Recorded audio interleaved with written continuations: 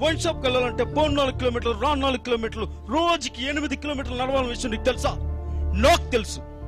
మందంటే నాటు తాగాలని, royal stag అంటే 6 నెలలకు ఒకసారి తాగాలని, ఫుల్ గా తాగిన రోజే పండుగ అంటారనే విషయం నీకు తెలుసా? నాకు తెలుసు.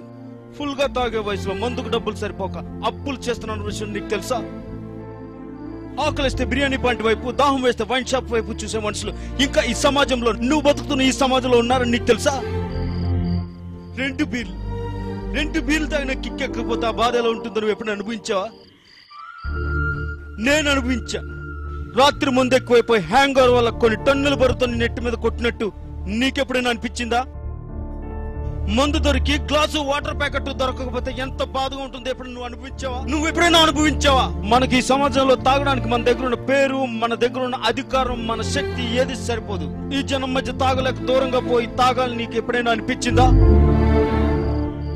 వైన్ షాప్ ఎప్పుడైనా నీకు గుళ్ళగా కనిపించిందా? బీర్ పట్టుకుంటే ధైర్యంగా ఉంటుందని ఎప్పుడైనా నీకు అనిపించిందా? ఒక బీర్ తాగి ఇంట్లో దొరికిపోతే బాధ ఎలా ఉంటుందో తెలుసా? నీకు తెలుసా? అందుకే వైన్ షాప్ కి వెళ్ళాను, బీర్ కొనుక్కున్నాను, తాగుబోతునయ్యాను.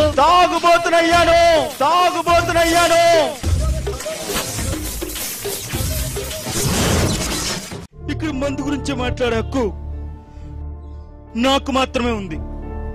నీకు లేదు, ఖచ్చితంగా నీకు లేదు.